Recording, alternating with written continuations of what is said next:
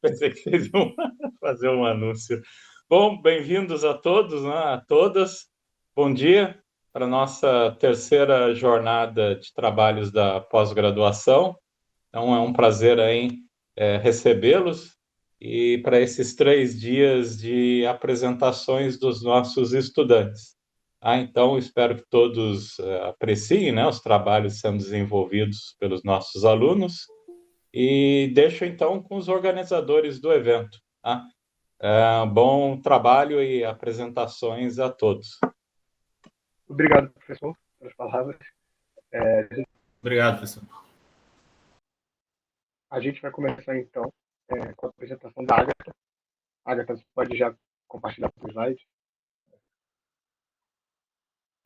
Tá bom, vou compartilhar aqui. Eu vou fazer uma pequena apresentação e você pode começar. Tudo bem? Tá bom.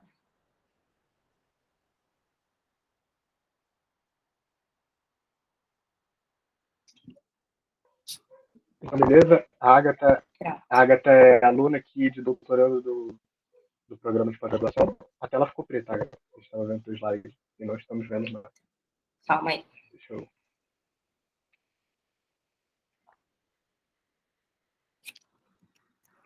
Eu vou parar de compartilhar e compartilhar de novo, às vezes acontece isso.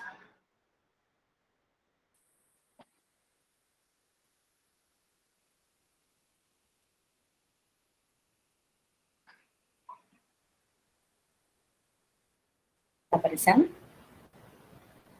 Tá aparecendo. Não tá mais. Tá preto. Ai, meu Deus. Não tem problema não. É quando eu coloco em modo de apresentação. Ah, você deve estar compartilhando só o... Não sei. Eu não faço a menor ideia de como faz isso. Deve estar compartilhando só o PDF. Se compartilhar a tela inteira, vai aparecer. Ah, então eu vou fazer isso. Bem.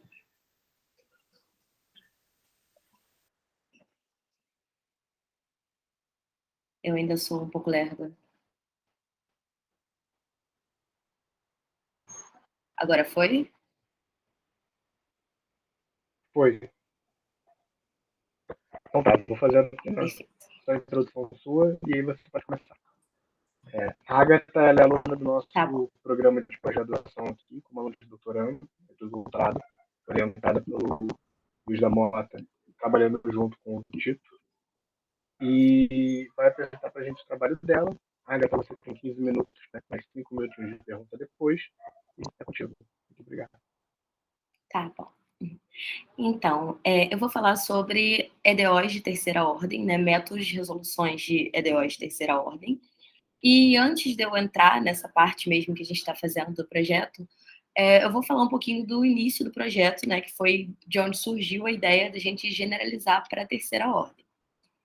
Então, bom, a ideia inicial, né, o nosso trabalho, a nossa linha de pesquisa é justamente resolver EDOs que não possuem métodos conhecidos atualmente, né? Então, a nossa ideia é sempre criar algoritmos, né, os métodos que a gente pode utilizar, no nosso caso de interesse na física, mas que eles também podem ser utilizados em todas as áreas de exatas, né? Basicamente, qualquer área que trabalhe com EDOs, e EDOs mais complicadas, né? Porque a gente tem programas que resolvem, por exemplo, o próprio Maple, que é a ferramenta que a gente usa, resolve, através do Desolver, vários problemas, mas tem alguns específicos que ele não alcança. E aí, o nosso intuito é justamente criar métodos que a gente consiga resolver essas EDOs que os métodos que existem não alcançam ainda. Bom, então, qual é a ideia da EDO, né? Antigamente, a gente resolvia as EDOs da forma que a gente aprende em Cálculo 3, né, na graduação, de forma classificatória, ou seja, a EDO tinha uma cara específica e a gente simplesmente olhava a cara da EDO, ia lá na tabela, né, no conjunto de classificações que a gente tinha, via em qual se encaixava e resolvia a partir de um método específico daquela EDO. Obviamente, isso não é um método tão bom, porque tem várias EDOs, né, vários tipos de EDOs, e tem vários que não estão, né, nessas classificações. E o que acontece é que, a partir do fim do século XIX, surgiram dois métodos, o método de Lie e de Darboux, que são um pouco mais generalistas. Ainda assim, a gente ainda não tem nenhum método que resolva absolutamente tudo. Inclusive, a gente acredita que seja impossível chegar num método, um único método que resolva todas as EDOs. Mas a gente está tentando. E aí, qual é a ideia de Lee e de Darboux, né? A ideia de Lee é baseada no conceito de simetria, ou seja, eu tenho um grupo de simetria, né? E se eu pegar essa EDO e fizer transformações a partir de um certo grupo de simetria, que ela obedeça, e ela permanecer invariante, a gente consegue reduzir a ordem dela e solucionar o problema, né? Usando os próprios métodos que a teoria de Lee descreve. Eu não vou discutir isso, que essa não é a parte que eu estou trabalhando atualmente, mas acredito eu que tem até outros alunos aqui que vai discutir mais a fundo a teoria de Lee. O método de Darboux, que é o que eu vou usar, na verdade eu vou usar mais até a questão de Prelessinger, ele se baseia em uma curva invariante. O que acontece? Eu tenho polinômios, que são chamados polinômios de Darboux, que são autofunções de um certo operador, que a gente monta a partir da própria EDO, né? E esse conjunto de funções, né, de autofunções, esses polinômios, formam uma curva invariante. A partir desses polinômios, sempre que eu tenho uma EDO não exata, e já vou falar um pouquinho sobre o que seria uma EDO exata e não exata, eu consigo reduzir o grau, né? No caso da primeira ordem, a gente não reduz o grau, a gente só acha direto a solução, e no caso de ordens superiores, a gente reduz o grau para cair no teorema, né, no método de Darboux, que no caso, como eu falei, a gente vai usar o de Prelessinger. Prelessinger, no caso, seria simplesmente uma generalização da de Darboux, porque o Darboux ele engloba apenas as 1-EDOs polinomiais. Prelessinger conseguiu expandir um pouquinho o método de Darboux, lidando com EDOs racionais que possuem uma integral primeira elementar, né, que possuem uma solução elementar.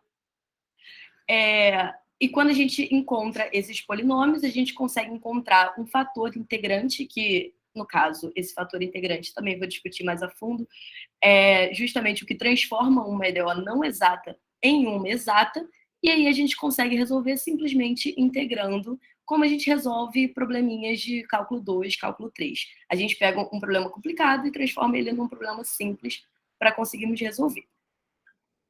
Bom, quais são os problemas desses dois teoremas, né? O teorema de Lee e o de Darboux? Porque se eles já são generalistas, para que criar um novo algoritmo?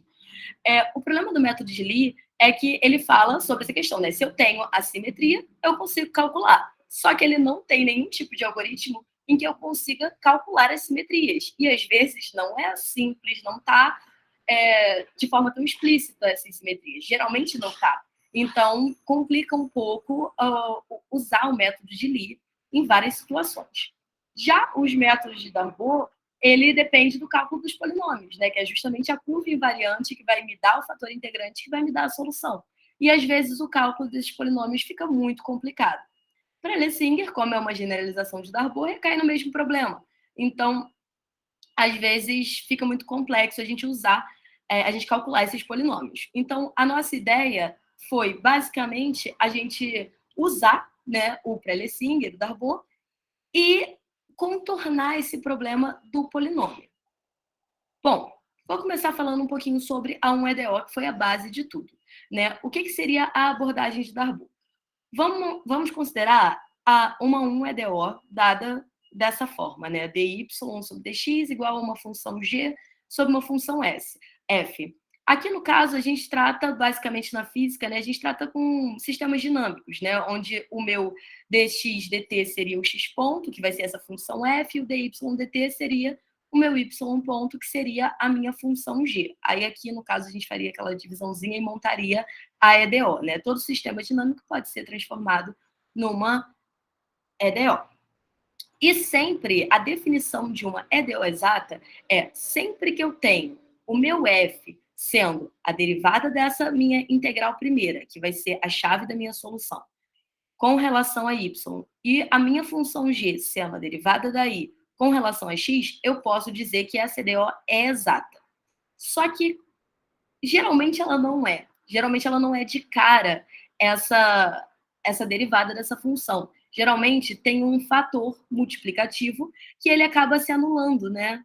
aqui nessa minha fração. E aí ele meio que se perde. Então, esse fator é o que a gente chama de fator integrante, que é como a gente resolve quando for o caso de não ser uma EDO exata, né? A gente transforma ela numa EDO exata, incluindo esse fator integrante. Esse fator integrante, obviamente, depende de x e de y, né?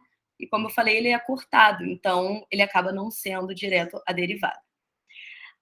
O teorema diz, isso tem provas, enfim, eu não vou entrar em detalhes muito matemáticos, até porque não tem nem tempo para isso. Mas o teorema diz que esse fator integrante ele tem essa cara. Ele é o produtório de polinômios, que são os nossos polinômios de Darboux, elevados a um expoente, que são números racionais. E se eu fizer uns cálculozinhos aqui, basicamente o que eu faço é considerar o meu i uma função bem comportada. Ou seja, se eu fizer a derivada de i em relação a x e depois a i em relação a y, tem que ser igualzinho eu fazer a derivada em relação a y e depois em relação a x. Quando eu faço essa continha, eu chego nessa equaçãozinha aqui, que seria esse operador d, que também já vou falar sobre ele, aplicado no meu fator integrante, dividido pelo fator integrante, sendo essa soma aqui das derivadas dessas funções. Bom, então, como que funciona o método de Pré-Lessinger, que é o que a gente tenta generalizar? Ele funciona basicamente baseado em dois resultados. No primeiro é que se o i i igual a uma constante, né, é a solução da 1EDO, eu sei que o di tem que ser igual a zero, né, por ele ser a solução. E fazendo aqui uma integral parcial, né, eu tenho essa equaçãozinha, e eu posso escrever o meu dy sobre dx como um m sobre n. Esse m sobre n nada mais é do que as minhas funções antigas aqui, f e g. A gente só troca o nome, não tem nada de novo.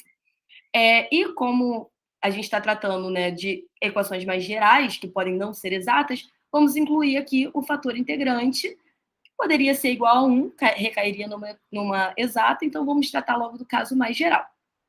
Portanto, o nosso operador, né, a nossa equação vai se transformar aqui nessa cara, colocando aqui o m e o n no lugar das funções f e g. É só questão de estética mesmo, não tem nada de novo até então. Esse operador, ele é dado a partir disso daqui. Quando eu simplesmente pego o meu i, substituo e faço as derivações parciais, eu consigo descobrir esse meu operador. Eu achei que eu tinha escrito no próximo slide, mas ele está um pouquinho mais à frente. Depois eu vou mostrar...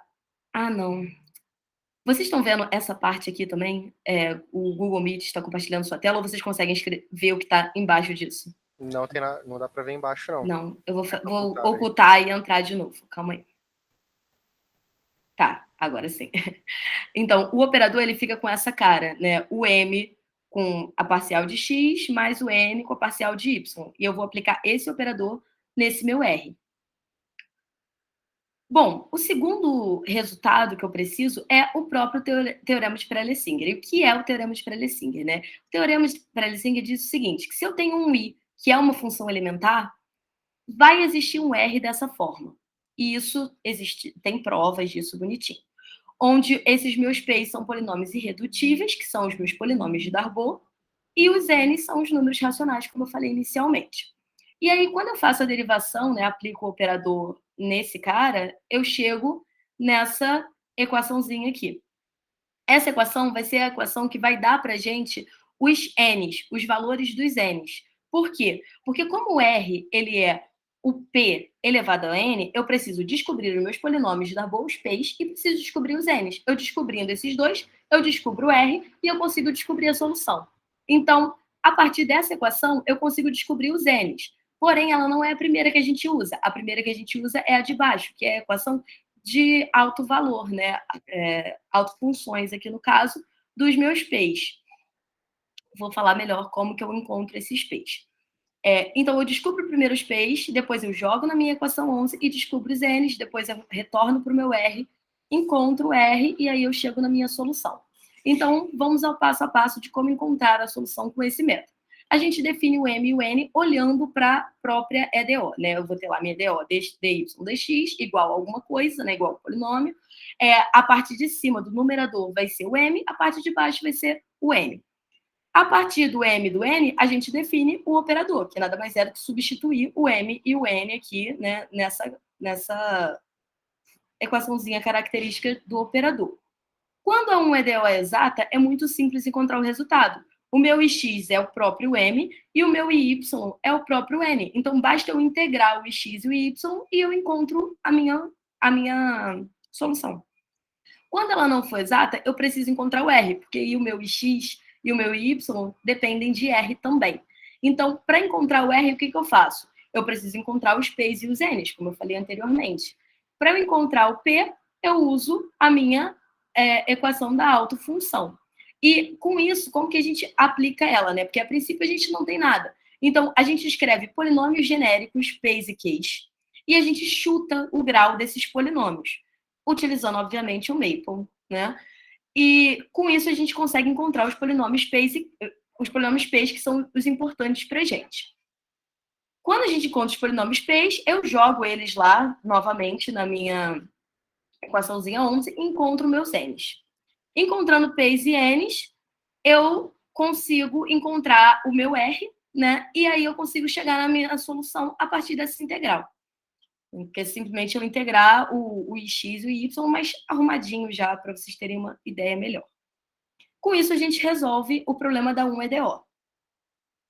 A 2 EDO, o que a gente faz? A gente quer sempre recair no que a gente já tem. Então, sempre que a gente vai generalizar, a gente faz de forma que a gente consegue recair na 1 EDO. Então, eu escrevo a minha 2 EDO dessa forma, né, com a mesma cara, M sobre N, só que agora depende também de Y'. Então, vamos arrumar dois fatos análogos. Se I igual a uma constante é a solução, eu já posso escrever isso daqui, né, que nada mais é do que essa multiplicaçãozinha cruzada. E aqui, se vocês observarem, eu tenho dx e tenho dy', mas eu não tenho dy, né? Porque o meu di vai ser igual a zero, por ser solução, mas eu preciso de ter um x, um y e um y'. E eu não tenho aqui um fator com dy. Então, eu preciso colocar ele à mão. E como que eu coloco ele à mão? Usando fatos da minha EDO. Por exemplo, o primeiro fato é que dy dx é igual a φ. Isso sai da própria EDO. Então, eu posso escrever que dy é igual a φ vezes dx. E dx é o y'. O que eu sei disso daqui? Essas duas equaçõezinhas, elas são independentes entre si. Então, eu posso dizer que o meu di vai ser um número, né, uma constante, vezes a primeira equação, mais um outro número, vezes a segunda equação, tem que ser igual a zero, por elas serem linearmente independentes. E aqui a gente faz algumas substituições. A gente divide tudo por R1, chama Y' de Z, e R2 sobre R1 de S. E com isso a gente chega nesse DI aqui, né? A gente consegue tirar daqui o que seria o meu IX, que vai ser o R vezes isso, o meu IY, o meu IZ, que eu já vou mostrar para vocês, e consigo definir o meu operador a partir dos resultados obtidos anteriormente, né? E, obviamente, esse operador aplicado em I tem que dar zero, por ser solução. Bom, a segunda parte é o que seria o teorema de Prelessinger, né? Só que o teorema de Prelessinger, como eu falei, é para 1 EDO. Então, como generalizamos? Então, a ideia é, se o I for uma função elementar, o que vai acontecer? A ideia que a gente vai usar é a seguinte, que é talvez a parte mais importante do trabalho. A partir desse resultado, né, do meu DI igual a zero, tendo essa cara, eu posso fazer o seguinte, eu posso dizer que o meu X vai ser uma constante. E, portanto, eu posso trabalhar com uma solução particular, que seria o meu DI particular, né? Que seria dependendo só de Y e Z, sendo a solução dessa 1 EDO, que vai ser o meu Y dy e Z dz igual a zero. Quando eu faço isso, né, onde meu Y tem essa cara, né, e meu IZ tem essa cara, eu consigo baixar o grau da minha EDO para uma 1 EDO e consigo usar o teorema de Prelessinger aqui nessa minha 1 EDO. Isso é muito importante, porque vai surgir um método, que é o método chamado da função S, que já eu vou entrar nele. Pode falar. Você tem mais 5 minutos. Ok, vou tentar ser rápida. Então, partindo, né, daquela minha solução, eu consigo definir, como eu falei, meu x, y e z, e a gente chega nas equações principais. Essas equações são equivalentes àquela equação que eu mostrei anteriormente lá na 1EDO, que a gente só tinha uma, que resolve que encontra os polinômios, né? Aqui o polinômio está dentro de R, como eu provei que eu posso recair numa 1EDO, eu posso usar o R com aquela cara, né, do produtório dos P's, e eu consigo aplicar essas equações e encontrar os P's e, consequentemente, encontrar os R's e, consequentemente, encontrar a solução. Aqui, no caso, teria que encontrar também o S. Aqui temos um problema. Esse método resolve, porém, às vezes, o P é muito difícil de encontrar. E aí surgiu o método da função S, que facilita a nossa vida. Se a gente pegar direto essa 1EDO, a gente consegue encontrar a solução dela, né, que seria essa solução H de x, y, z, lembrando que x é uma constante, e eu encontrando esse H, eu encontro já a solução da 1EDO, que geralmente já é a solução da 2EDO. Quando ela não é por uma função de x, né, porque a gente considerou o x constante.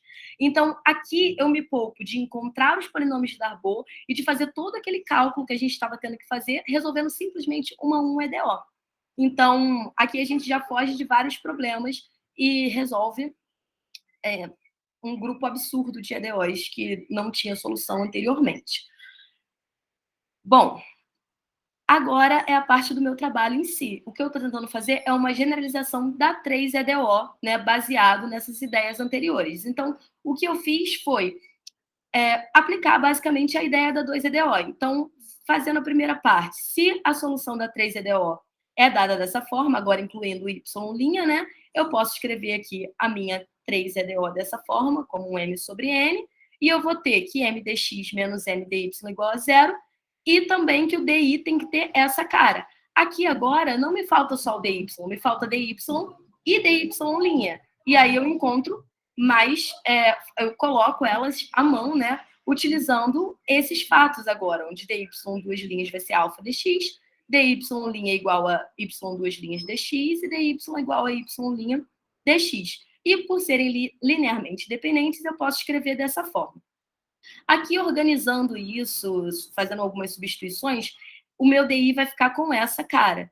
E daqui eu já consigo tirar o meu x, y, z, i e w, porque agora eu tenho uma nova variável, e o meu operador, tal que esse operador aplicado em i seja igual a zero.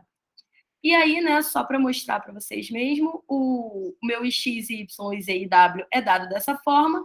Para eu encontrar o meu conjunto de equações que vai solucionar novamente aquela questão do polinômio de Darboux e me dar as minhas soluções, é só eu fazer essa integral cruzada, né?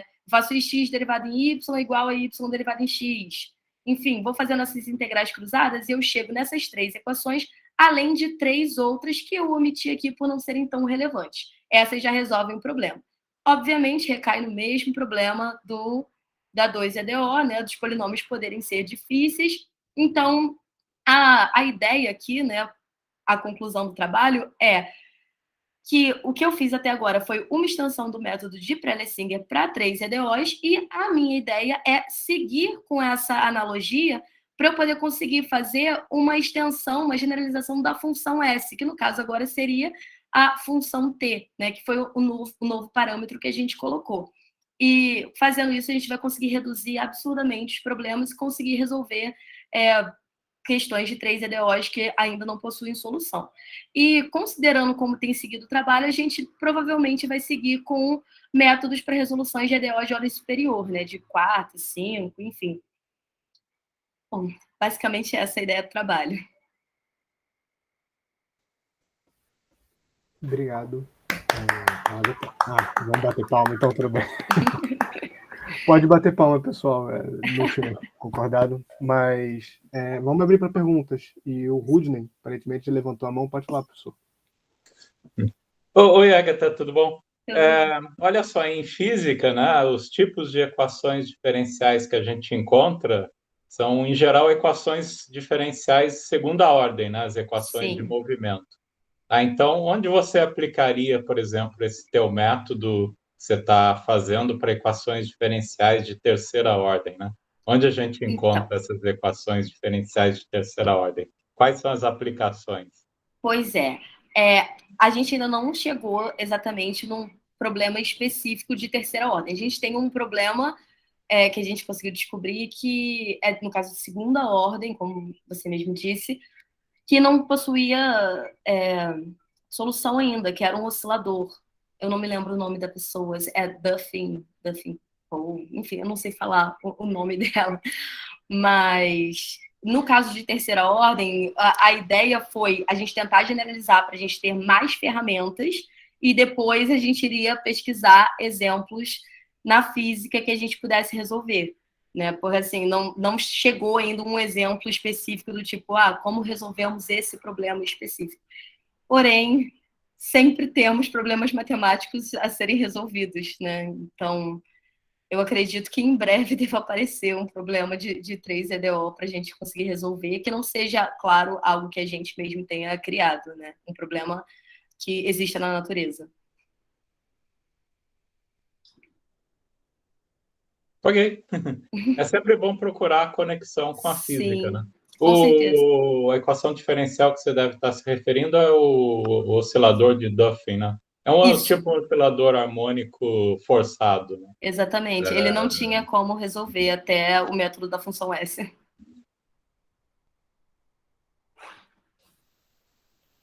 Então, mais alguma pergunta? Tem uma rapidinho aqui. Oi, Agatha, tudo bem? Oi. Uma coisa, quando você está fazendo esses métodos de resolução para terceira ordem, quarta ordem, não dá para ver, ou ainda é cedo para ver se consegue generalizar isso, talvez para a ordem N, ou é impossível? Já dá pra Olha, na verdade, está parecendo muito possível generalizar para uma ordem N, porque olha só que interessante. A tara do conjunto de equações para a terceira ordem, olha, vou mostrar uma porque vou ter que mudar o slide, então vai ficar um pouco difícil. Então, o dx r sobre r, aqui é menos s, mais alfa, no caso alfa é o meu m sobre n, né, da minha 3EDO, derivada em w, que seria a minha última variável. No caso da 2EDO, olha só a cara dela.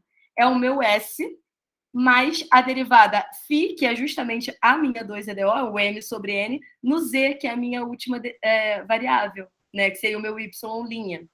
Então, ela tem uma cara muito parecida. Se você olhar para de baixo aqui, ó, ds é um s quadrado, φzs menos φy. Aqui é o s quadrado, alfa ws, alfa z menos t. Então, tem uma cara muito parecida. Então, a gente acredita, por essa razão, que a gente está querendo continuar pesquisando ordens superiores, porque parece ser muito provável uma generalização para a ordem N. Entendi.